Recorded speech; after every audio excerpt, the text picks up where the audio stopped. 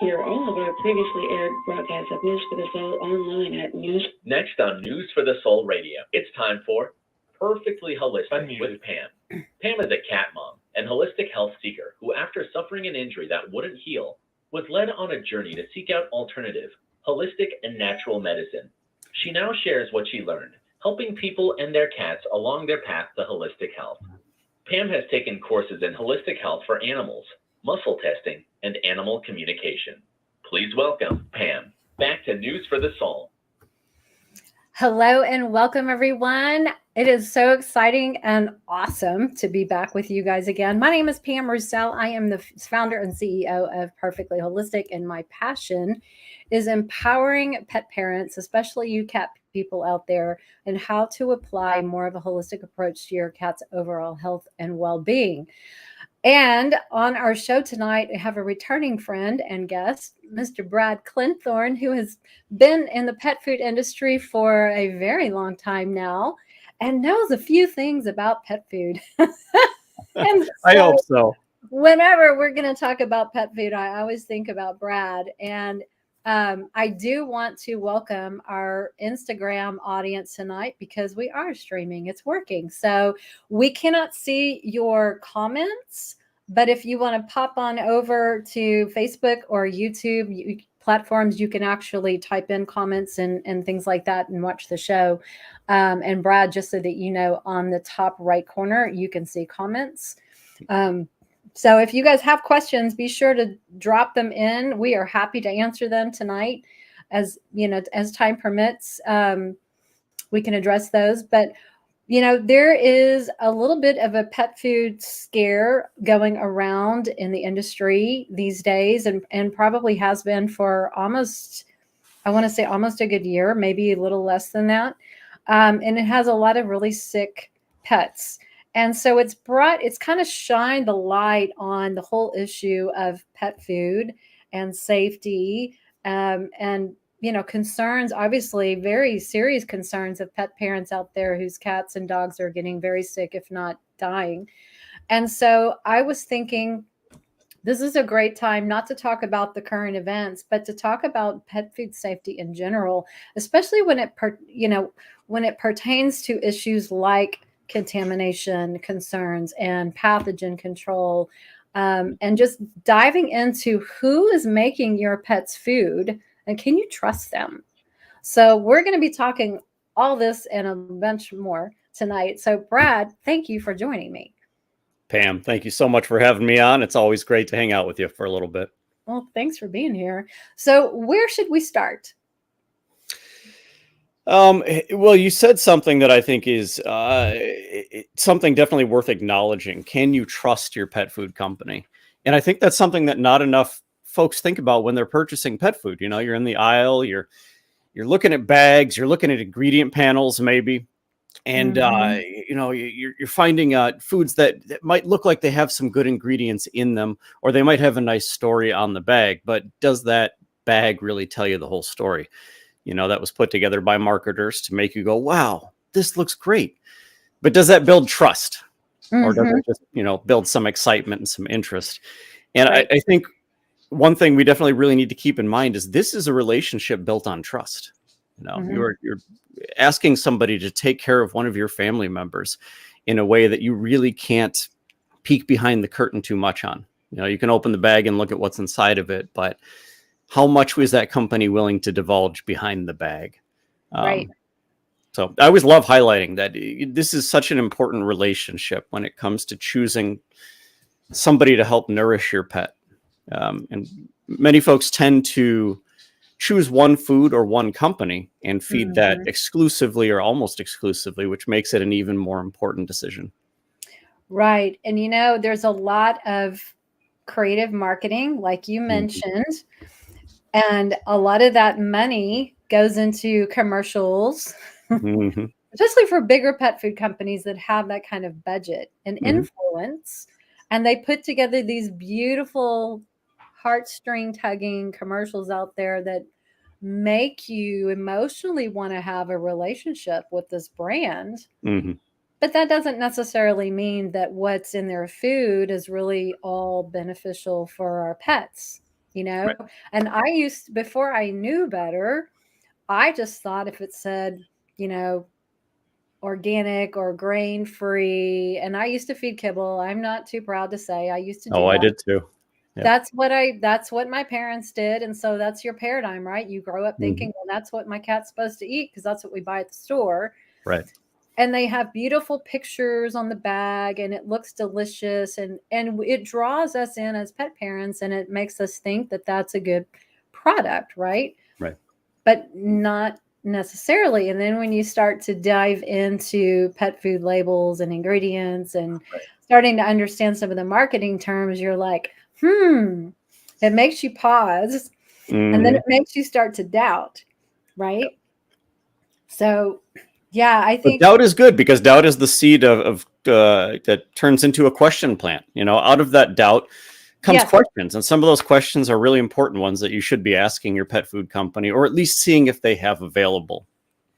Absolutely, because if they're not willing to answer your questions, then I don't think I would do business with them. That's not trust. That's not a trusting relationship. Absolutely. No, it's not. I don't want a one-way street. I want to be able to have a conversation with someone who is knowledgeable. And if I have concerns or if I have questions about a product or feeding instructions, or, you know, especially if your pet has food sensitivities, you know, or allergies or severe health conditions where there might be a risk if they eat something that's in it and you're just not sure. You know, these are very serious concerns. So, yeah. And unfortunately, I would say by far and large, our veterinary community is not really trained very well in nutrition, other than the prescription products that they market for the pet food manufacturers like Hills and, you know, Royal Canin and things like that, though, because those are the companies that come in and train them in veterinary school about their recipes. So they don't really have a whole lot of knowledge apart from that unless they go do their own study and learning on the side. Right, So, which is something you can help encourage just by asking them those tough questions too. Absolutely. And if You they know, don't know, don't shut your vet out of your pet's nutritional life. Encourage, you know, bring them into that conversation, but by asking them those questions more and more often from multiple angles, it'll just encourage more education. You know, nobody likes coming up short when they're answering a question. Nobody likes going, well, I've got limited resources to pull from. I'm just going to tell you what I think I know. Most people, when faced with that situation, will then go out, especially faced with it a couple times, will go out and do some research and do some learning. So yeah, I'd say don't be afraid to ask your veterinarian those tough questions when it comes to food and nutrition. Yep, absolutely. So let's start with trust. Let's start with companies. That's one of the things on our list. So let's talk about companies. Let's talk about asking about where they're getting their ingredients, their sourcing, right? And that's a fantastic question. I really wish that more companies were so proud of it that it would be right on their website. You know, I want that to be the standard. I'd love to see this become the bare minimum, where companies like Steve's that are really proud of this and sharing it are not the outliers, where we are not the you know, that bar where we're not among the best, where instead that's the bare minimum, where every company is proud of what they're doing. But yeah, that is definitely one great thing to point out. You know, when it comes to making a safe pet food, one of the most important things, and possibly the most important thing, is the ingredients that you're sourcing and putting into your food. And we've seen that in recalls in the past years. People, you know, companies will put in these synthetic premixed vitamins, and it turns out the premix isn't exactly what they ordered, isn't exactly what they thought it was. They have way too much of one thing in there, and they, you know, weren't able to do testing before production or even after production. And now dogs are getting sick because there's too many synthetic vitamins, you know, too much of one thing in there. I knocked myself off my own train of thought there, but that is absolutely something that that all of us should be concerned with, is what is exactly going into this food. And and it's a great place to start. It's a great place to start asking your pet food company and building that relationship. That should be a two-way conversation you can have with them. Where are your ingredients coming from? Yeah. Is there any places in particular that you would recommend they not come from in your experience? Like You know, things like that? I care more about the quality of the ingredients. I mean, there are some places, meats from China, Yeah. things like that. But for me, I care more about, because I mean, there are some other really fantastic ingredients grown in China. Mhm. I mean, Like mushrooms. we all put labels on things that get imported from different countries, but some countries, that's where these things are produced, and that's where the best of the best is grown. So I don't really eschew location as much as I eschew quality. What I will really want to look for is human quality stuff. That's And a this good is point. kind of where it starts for me. When you see beef on the label, is that actually beef? Is it coming from the human food chain? Or is it stuff that was never fit for human consumption? Maybe it was found dead on a farm days ago. Maybe it was, maybe it's disease. Maybe it's disabled animal. What exactly is behind some of these ingredients that are on the label? And so for me, that's the biggest thing first, is quality. Yeah. Yeah. And unfortunately, the label's not going to tell you unless you're like it's not companies like No. Steve's or some other really high quality brands. You're just going to read the word beef on a label and think of a beautiful piece of ground beef or steak or ground beef or something like that. But that's not necessarily what you think is going in there is not what's in there. Right. Absolutely. Yeah. And there can be processing steps between the original farm and between the manufacturing. And a lot of times that processing is not necessarily tracked on the label. So you may not see what chemicals might have been mixed in or treated, used to treat that beef or preserve it in some way. And so, yeah, it's really important to start there, to start with the ingredients. Where are you getting your ingredients? Where are you getting your produce even? I mean, I know we focus very heavily on meat, and in many dog foods, meat is the primary ingredient, as it should be. But the produce is also very important too. If you're getting produce that's old, that's moldy, that's just contaminated with mycotoxins. Mycotoxins are toxins created by molds, and they love growing on grains. They love growing on legumes and beans and things like that.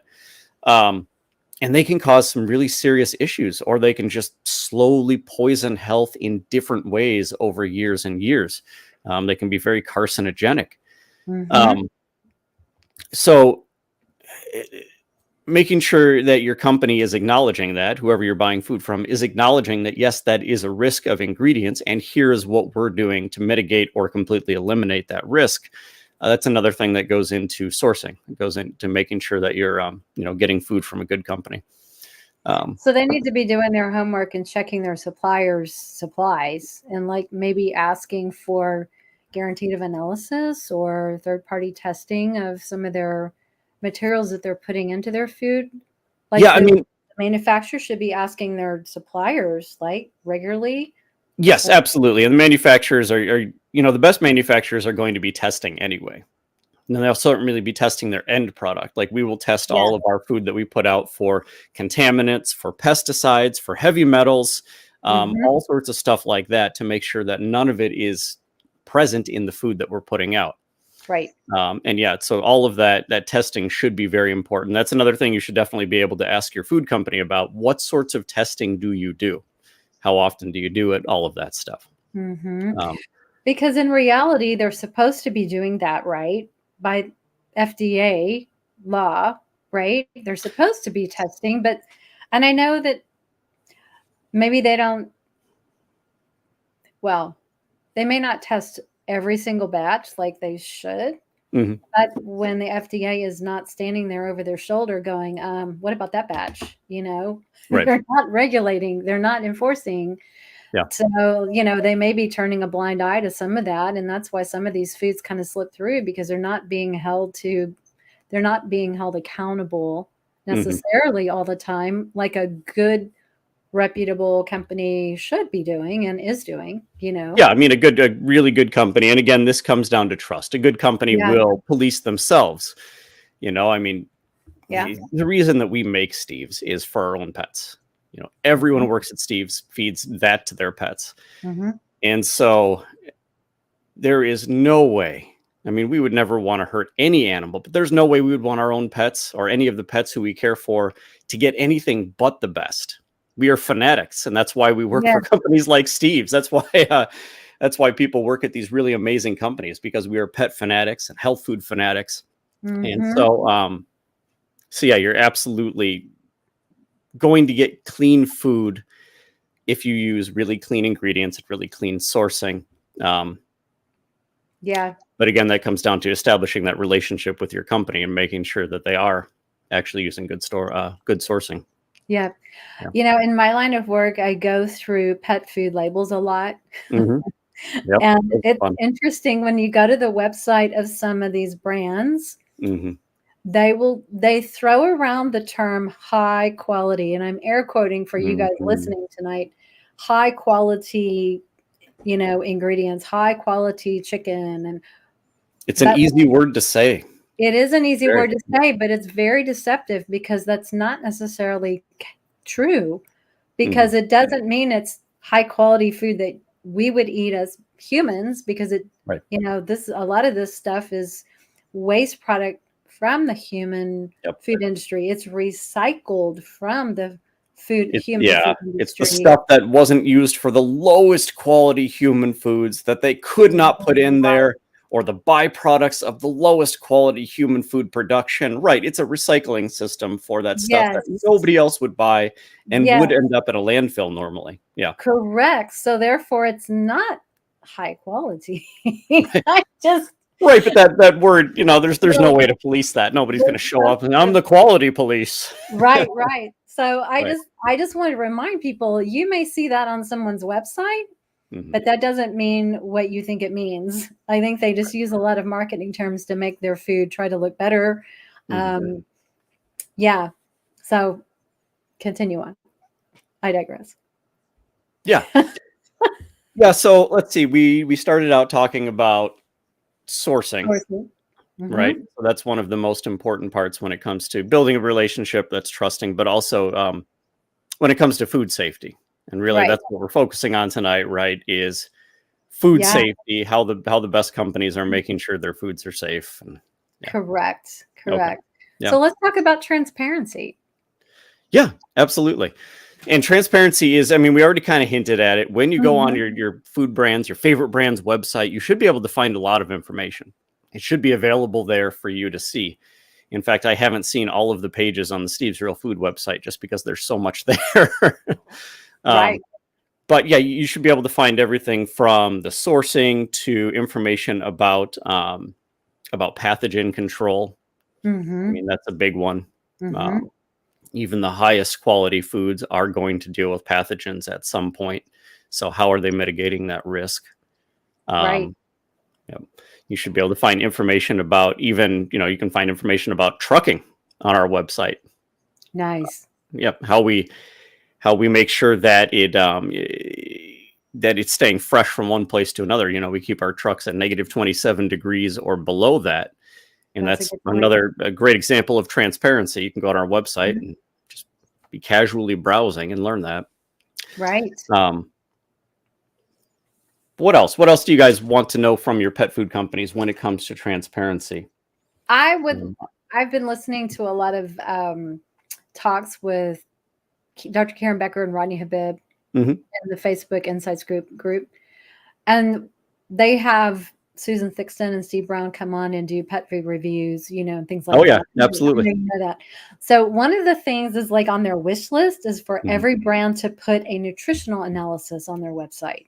So that you can know exactly how much of every single nutrient, vitamin, mineral, you know, macronutrients, not just the macronutrients on the guaranteed analysis, but not protein, fat, fiber, moisture. Give us a little bit more than that. Give me a little bit more nuts and bolts to, like, what's the nitty gritty. You know, sometimes these companies are not very willing to give a nutritional analysis because they call it proprietary.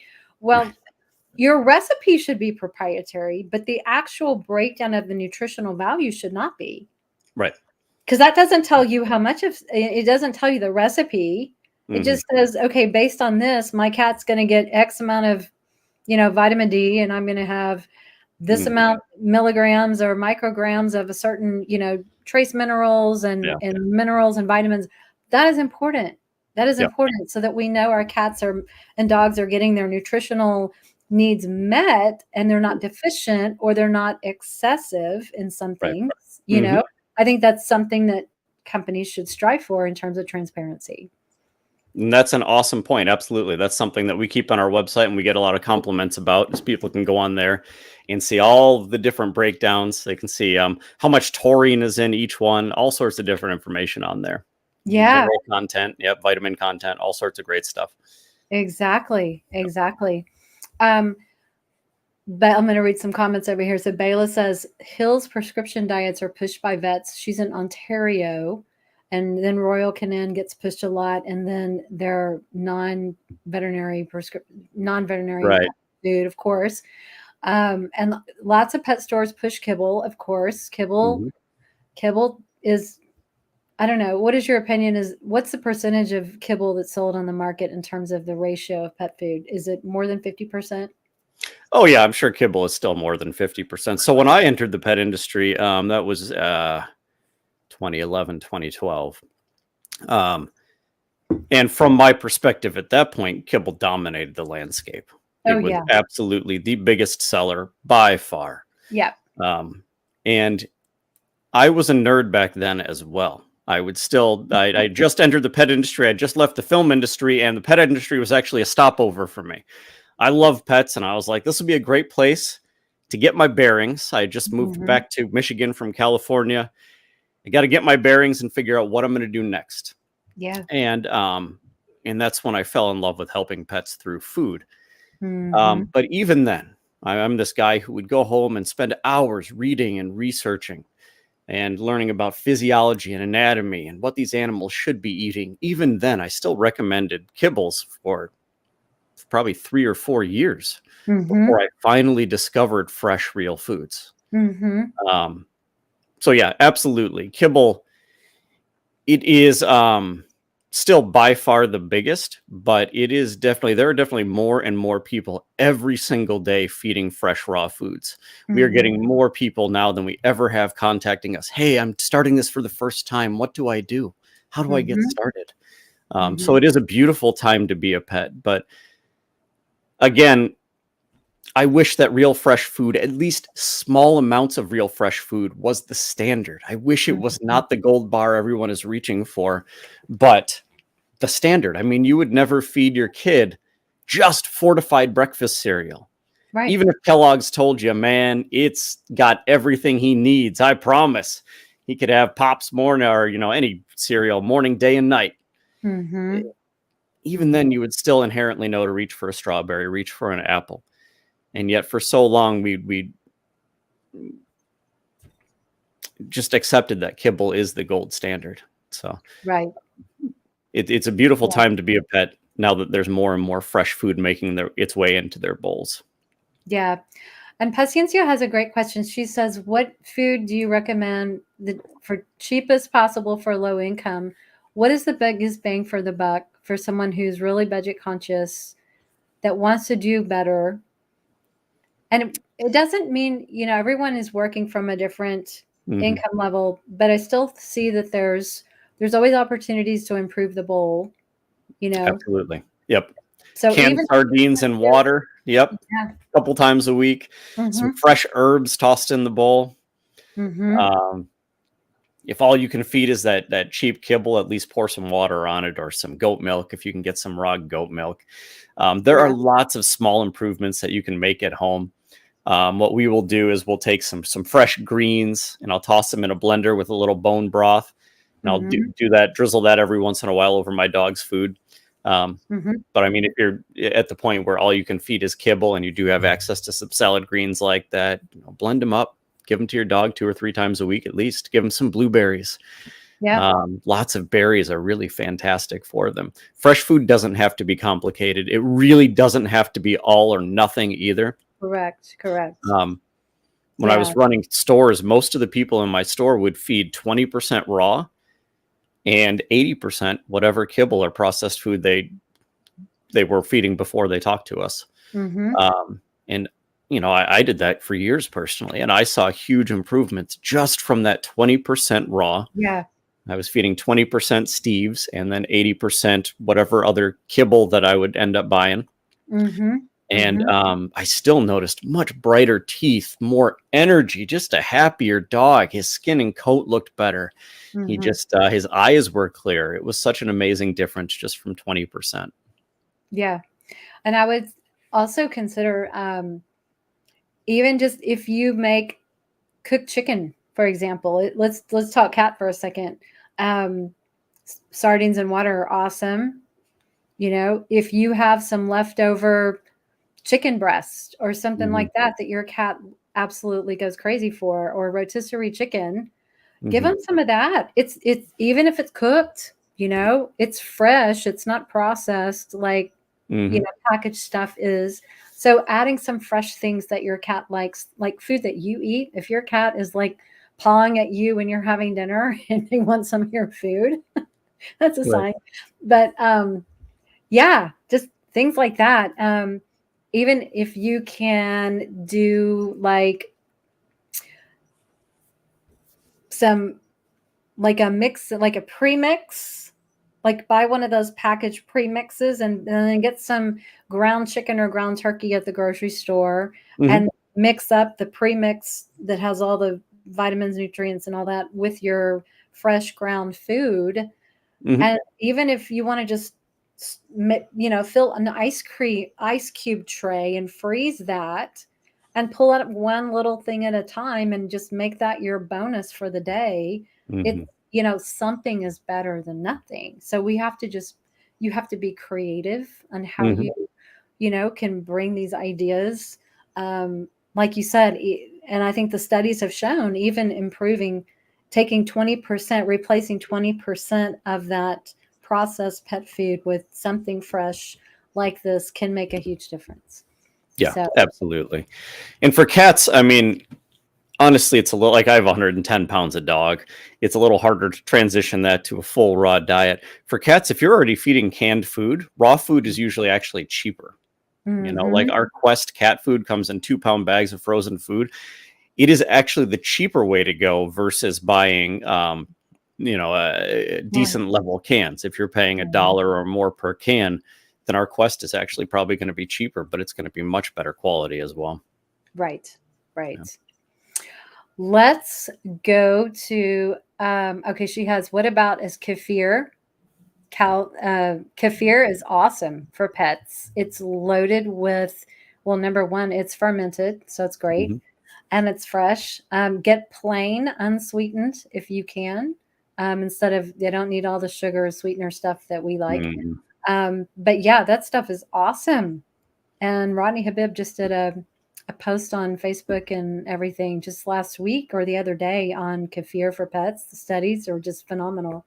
So yeah, even if you just want to add a tablespoon into their food, go for it. Yeah, I would start slow with something like that for sure. Yeah, it doesn't take much. Just get them used to it. So absolutely. So let's talk about how pet food companies protect from pathogens. Yeah, that's a great question. And again, this is one you should be able to ask your pet food company, and they should give you a great answer. And I always love pointing out here that no food is immune from pathogens. Even kibbles. In fact, kibble is the number one recalled by weight for pathogens. People always assume that raw foods are going to have more bacteria, but we live in a bacterial world. It's everywhere. And so this is a question for your dry food company as well, if you're feeding dry food. But there are a lot of different ways that companies will control pathogens. Fermentation is an awesome one. We use a process we call gentle HPP. So a lot of people are probably familiar with high pressure processing, or HPP. It's got kind of this controversial reputation in the pet food world. And that's because when it first entered the pet food world 20 years ago or more, people were using it very aggressively, and it would partially cook the foods because it would, when you put them under pressure, it would create heat. And so it would create this partially cooked, weird textured thing. It would destroy the enzymes. It would destroy some of the nutrients. It was just not raw food. And so people would constantly, well, that's not raw food. In fact, you're partially cooking it, you're really destroying a lot of it. It's changed a lot in the past 20 years. And actually, Steve's was one of the pioneers of taking this into a place where it can be usable on raw food and where it's still leaving the food very, very gently processed. And so what we did was we made some tweaks to the standard that everyone was doing. We reduced the hold time significantly. We reduced the pressure that we keep the food under.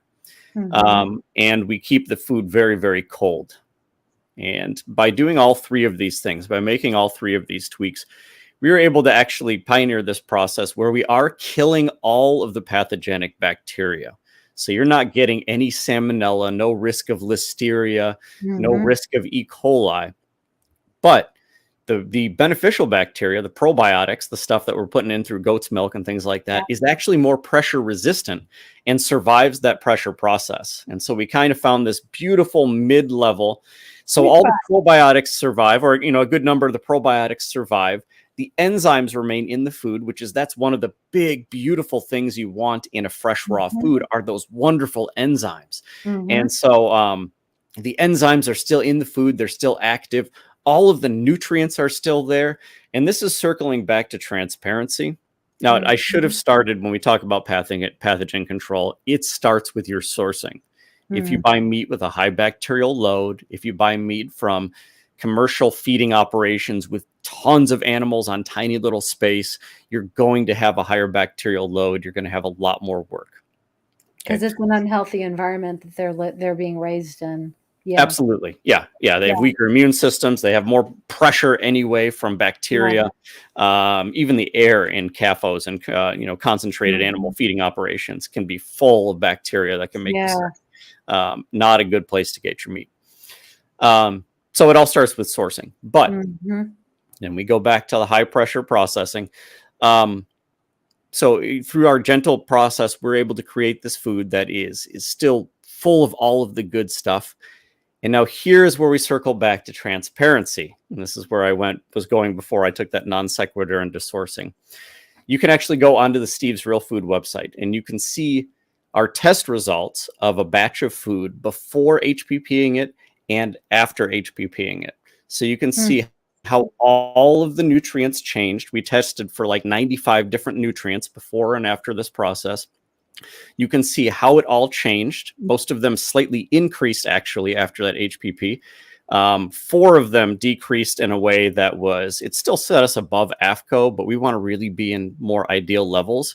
And we were able to remedy that, to raise those 4 nutrients up just by adding in a little more organ meat and decreasing our bone content very slightly.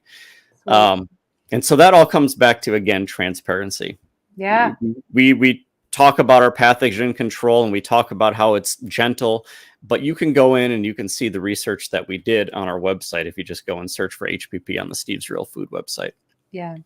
What are the most common, I think you listed them, but the most common things that foods get recalled for are E. coli, salmonella, listeria, anything else? Well, yeah, I mean, you have bacterial contamination. That's a big one. Mycotoxins is often number one. And mycotoxins so every single month we do a webinar called Raw Food Safety. And we talk about all of the common concerns out there, and then we walk you through how we make our food from start to finish. So that's a fantastic webinar. I have a great time with it. But at the beginning, we ask everyone, what are your biggest concerns? Are you concerned with nutrient balance? Okay, so that is one of the big reasons for recalls. Are you concerned with bacteria? That's another one of the big reasons for recalls. Are you concerned with contaminants, and that includes euthanasia drugs. Again, that's very poor sourcing, and that is one of the big reasons for recalls. Yeah. Or are you concerned with mycotoxins? And mycotoxins are often the leading cause for recalls, and they never get any votes. Nobody ever votes. Nobody is ever concerned about mycotoxins, but do they people should even be. know what mycotoxins are, though? They probably don't. I don't think so. No, but No, it's they're not one of the even on leading their reasons for radar. pet food recalls. Yeah, absolutely. Until they go take your webinar, they're like, "Oh, mycotoxins." Oh my gosh, I should be worried about that. Yeah, It's definitely something you need to know about. yeah, But if you're absolutely. not, But those are your big four. yeah, so if you're not feeding dry processed foods, chances are you're not going to be worried about mycotoxin contamination. Yeah, I mean, it depends on what ingredients are going in. If your company is using legumes, if they're Yeah, using grains. One company a while ago did a study of corn in the US. They sampled corn from all over the US and tested it for mycotoxins, and they found that 98% of the corn they had sampled was positive for mycotoxins. Right. Now, we don't know that all mycotoxins are harmful. Just saying that, oh, there's mycotoxin content on it is not necessarily, oh my God. But it does point out that this is an issue. We do not know right. how all of these mycotoxins affect us or pets. And some of the more dangerous ones, like aflatoxin, that is the most natural carcinogenic substance known to man. Right. 8% of the corn was positive for aflatoxin. So if your company is using ingredients that have high risk of mycotoxins, how are they ensuring that they're not in the food? Yeah. I think that's a big question to ask. It's a huge question to ask.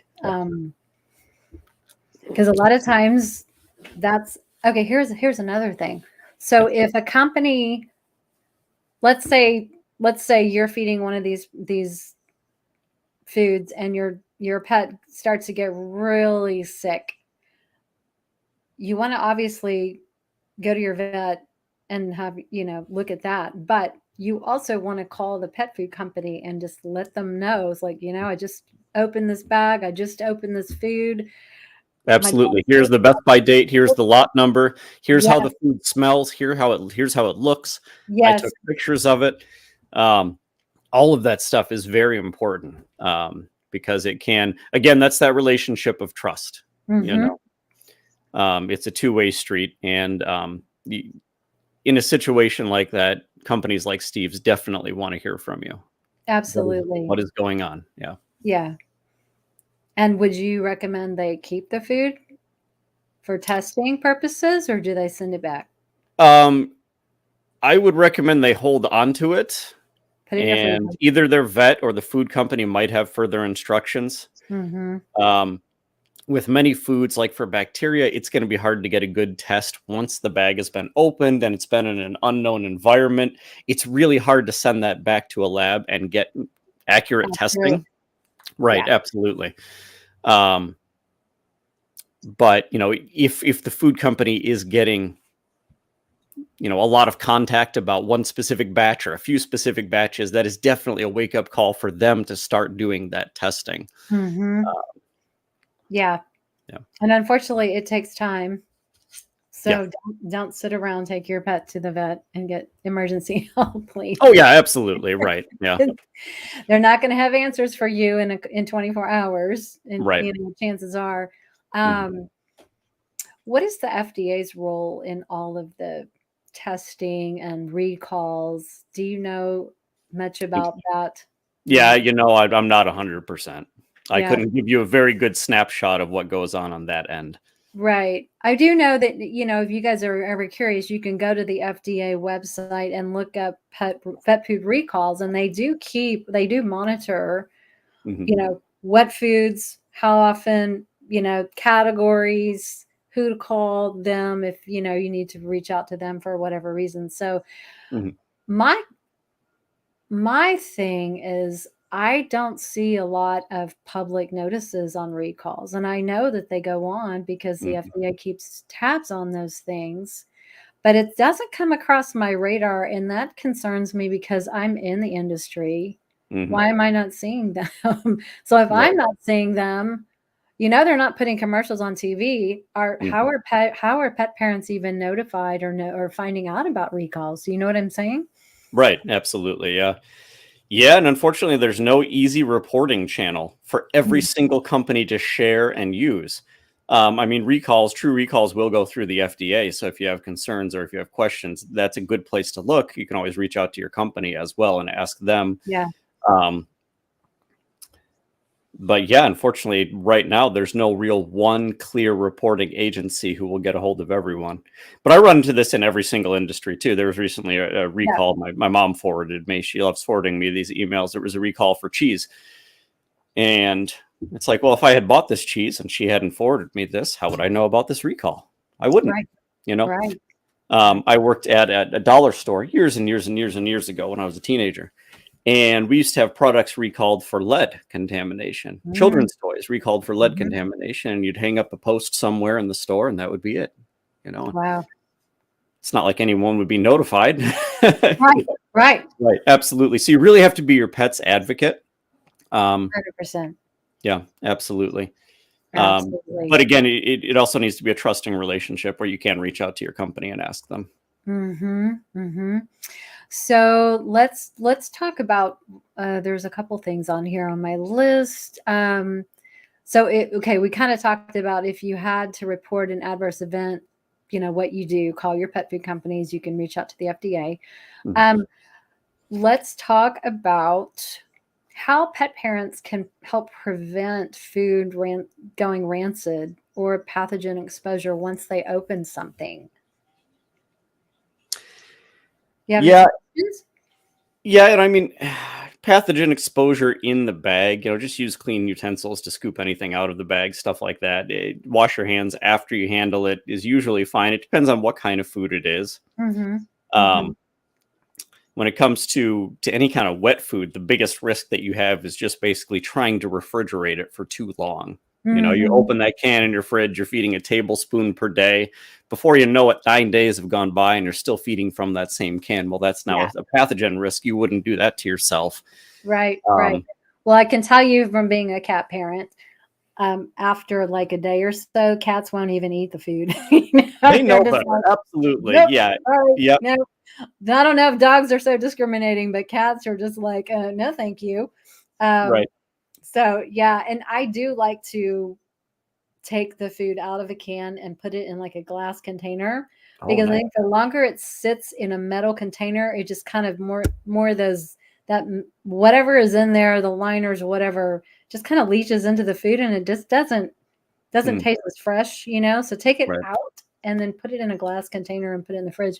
But I Mm, wouldn't store it longer than a couple days because it's not going to be any good. yeah. Um, I was also told that if you're feeding a kibble, a dry food, Mhm. buy small bags, Yes. buy Absolutely. small bags and feed it as, go through it as quick as you can. Hmm. Because the minute you open those bags, Brad, go ahead. The minute you open those bags, Yeah, oxygen gets into the bag. It starts turning the fats rancid. It turns these beautiful Mhm. omega-3s into things that are not nearly as good for your pet and could potentially be kind of negative for them.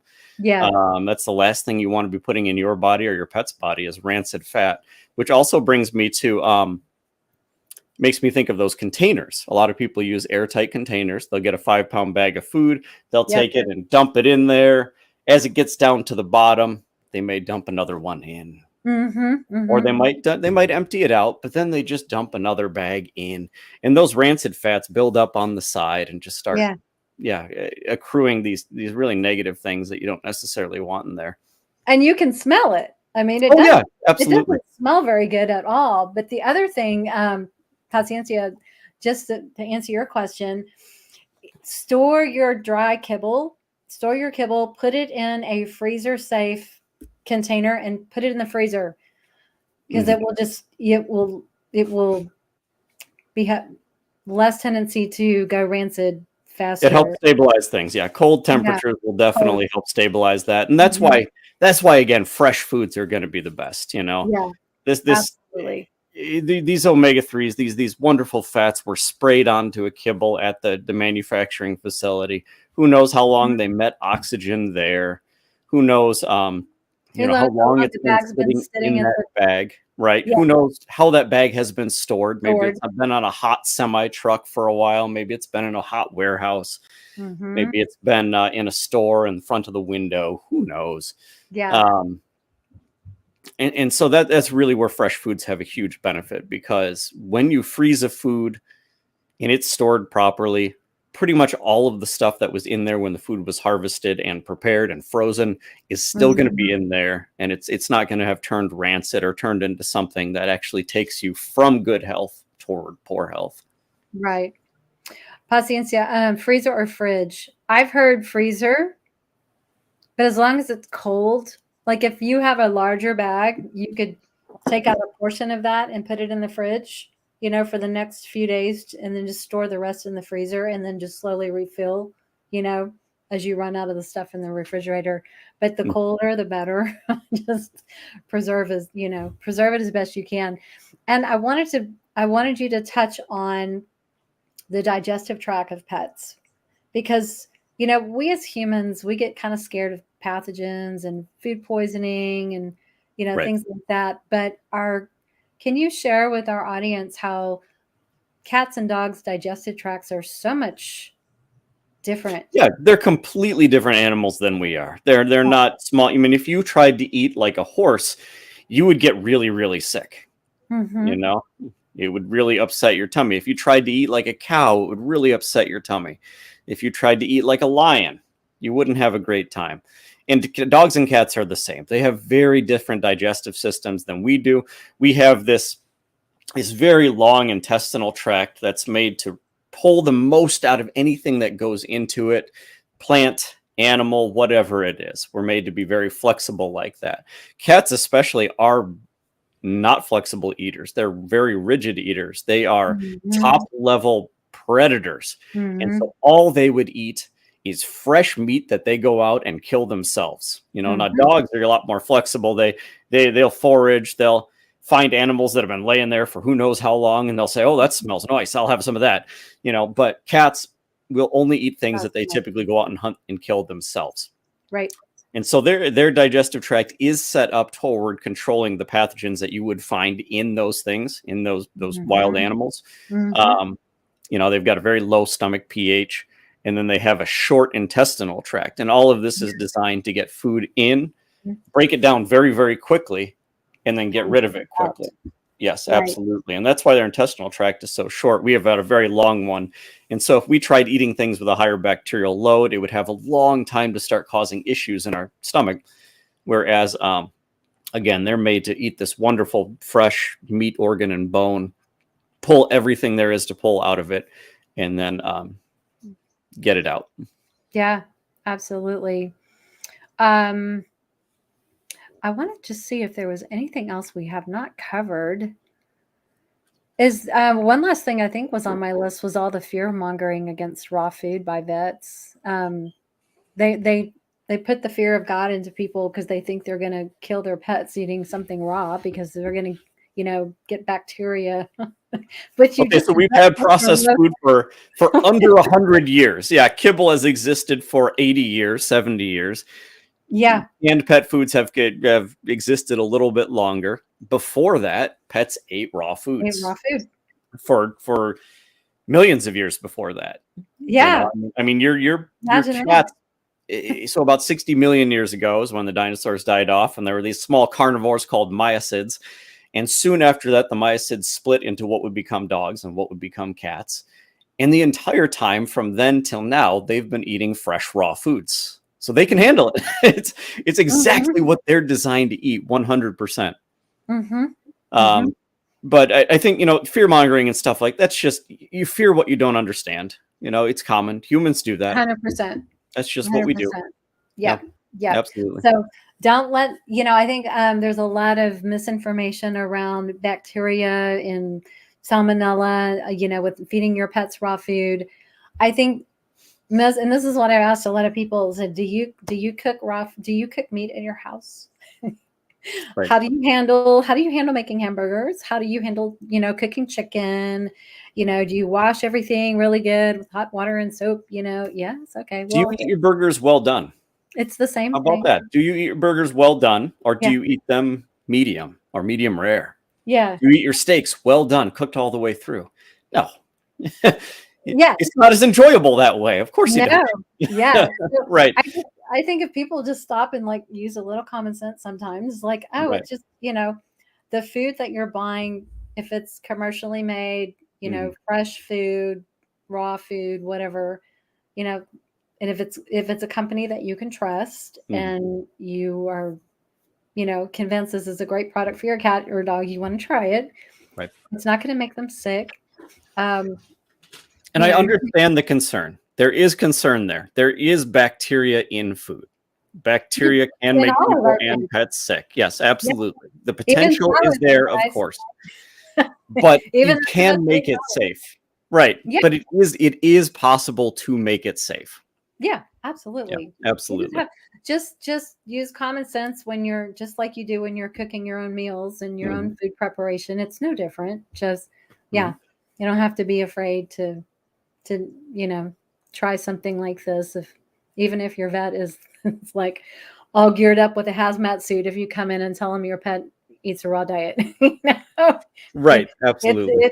That's a real thing. It's actually yes, I've heard about that. Yep. There's vets that have done that. It's a shame. Just go. Are you kidding? They're just showmen who are pointed in the wrong direction. Absolutely. They've got that sense of flair, but they're just headed in the wrong way. They just don't know what they don't know. Yeah, and that's Yeah. Guys, if you are watching, do you guys have any other questions about pet food safety tonight that maybe we haven't covered? Any other thoughts before we start wrapping up the show? If so, please drop a comment in the comments and we'll be happy to address.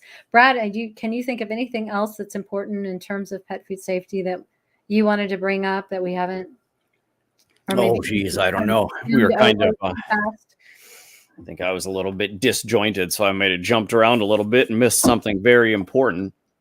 I think we covered a lot. But I mean, it starts at the farm. Really good quality sourcing. That's going to be your best friend. That's going to be really important. After that, how is the manufacturing? We do small batches, 1,500 pounds. In between each batch, we thoroughly clean and sterilize all the equipment. After that, we do our high pressure processing step. And again, we just talked about how that's not a bad thing. It used to get kind of demonized a bit, but the food that comes out of it is still fantastically beautiful raw food. And now it just has much less bacterial load. Yeah. And then after that, one thing I didn't mention, we also do a test and hold process. And so all of that food gets tested and we don't release it until we get the results back, which usually just takes a few days. But awesome. A good thing to talk to companies about even after that step is transportation and storage. How much food are you making? How long is it sitting around? At Steve's, our food is made to order, and so it usually ships out to distributors within about a week of being produced, which is pretty darn fast turnaround. That's fast. Yep. Yeah. And then we have these super great refrigerated trucks that keep the food super duper cold. It's stored in walk-in freezers in the at the distributor. It gets shipped to your favorite local store in another refrigerated truck or on dry ice. And then they keep it in their freezer there. And so it has a pretty short road to your store. And every step of the way, it's very carefully cared for. Yeah. Now, if people are feeding the canned or the dry foods, it's important that you ask your pet food manufacturer, what are their transportation methods and where are they storing these products and what kind of warehouse situation? Because a lot of that, if it's just unair conditioned, trucks and warehouses that aren't climate controlled very well, and that can lead to a lot of problems. So storage is important. Before it gets to your store where you're buying it, what is it? What happens to it between the time it leaves the manufacturer and the time it gets to your store? So those are very important considerations. Thank you for sharing that. Pastancia says, "Is it safe to give a KFC chicken without the skin to the cat?" Yeah, it's cooked. Yeah, if your cat likes that, that's like fresh food. It's just, you know, a little cooked. That's, you know, it can be a treat. It can be a nice little addition of human food Mhm. to go with your dry food. So again, you have to be creative and just find ways that you can implement some Mhm. fresher options, you know.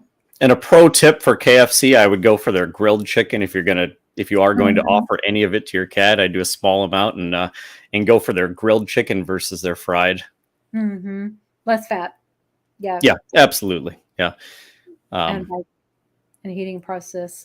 mhm. Okay. Well, thank you so much. We are going to wrap things up here tonight, but thank you guys for joining in. I hope this was helpful and some gives you something to think about the pet foods that you are buying and supporting and the companies that are behind those, and start doing some homework and see if you like the information you're finding when you start digging into their websites and their products and their sourcing and all of these very important considerations when it comes to pet food safety. So thank you guys so much. And thank you, Brad. We'll have to do this again sometime. Of So, course, it's always so much fun, Pam. Thanks for having me on. you guys have a great rest of your evening, and we will see you next month for more fun. So thanks, everyone. Good night.